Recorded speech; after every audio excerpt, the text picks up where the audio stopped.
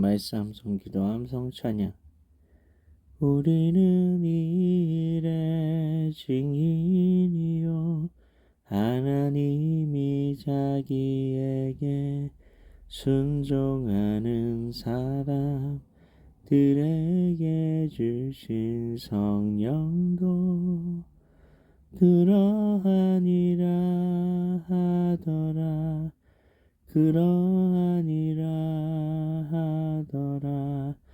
하나님이 자기에게 순종하는 사람들에게.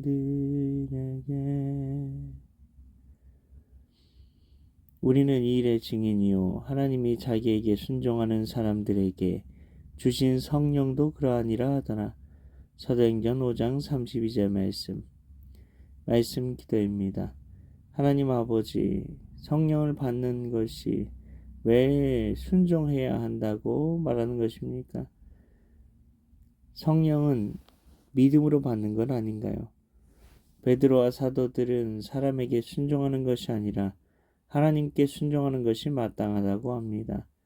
그러면 사람에게 불순종하는 것이 하나님께 순종하는 것이 된다는 겁니다. 누구에게 불순종한다는 말입니까?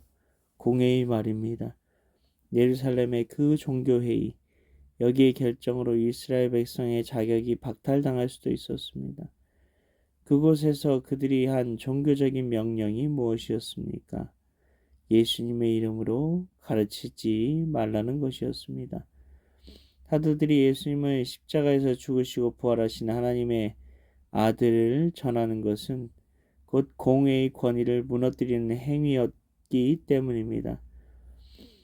예수님을 죽이는 데 앞장섰던 그들이 돌이킬 수 없는 죄를 저질렀다는 뜻이기 때문입니다. 하나님을 잘 믿는다고 자부하며 하나님의 이름으로 종교 재판을 했던 그들이었는데 하나님의 아들을 자기들 손으로 죽인 꼴이 되기 때문입니다. 그들은 자기들이 저질렀을지도 모를 죄를 숨기고 덮고 그 죄가 알려지지 않게 하려고만 했습니다.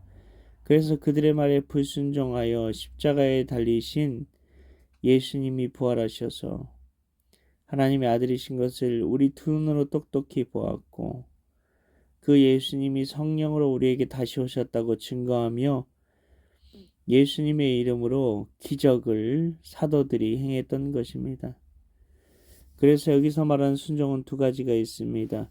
제자들이 예수님을 하나님의 아들로 증언한 전도의 순종과 이 말을 들은 이들이 내가 예수를 못 박았구나 하면서 회개했던 순종입니다. 그래서 사도들은 회개하라고 명령했던 것입니다. 결국 우리가 해야 할 순종은 내가 예수를 못 박았습니다 라고 고백하는 것입니다. 왜인가요? 내가 언제 못 박았다고요? 예수님이 나 때문에 십자가에 못 박히신 것이 어느새 당연해져 있지 않습니까? 내가 살려면 예수님이 못 박히셔야 했지라는 마음으로 살고 있으면 그게 예수님을 십자가에 못 박는데 동참한 것 아닌가요? 예수님이 죽으셔야 내가 구원받는다는 걸 알면 예수님의 십자가 사건 때 내가 있었다면 예수님께서 십자가에 달리시는 것 대신 나를 매달아 달라고 말할 수 있느냐는 겁니다. 우리도 종교적으로 교리적으로만 예수님을 알고 믿고 있을 수 있다는 겁니다. 하나님 아버지, 우리도 예루살렘의 종교 지도자들처럼 교리적으로 종교적으로 내 구원을 위해서만 신앙생활하고 있지 않습니까? 참 신앙은 십자가에 내 대신 달리신 예수님 그분이 내 대신 매달리는 것을 그냥 두고 볼 수 없어야 합니다. 말씀 속에서 시간을 초월하시는 영원하신 하나님의 관점으로 내가 그 시간에 있다고 믿으며 그 십자가 앞에 내가 서 보았어야 하고 결국엔 내가 예수님이 십자가에 못 박았습니다라고 고백하며 예수님을 나의 주 나의 하나님으로 인정하며 살아야 한다는 것입니다.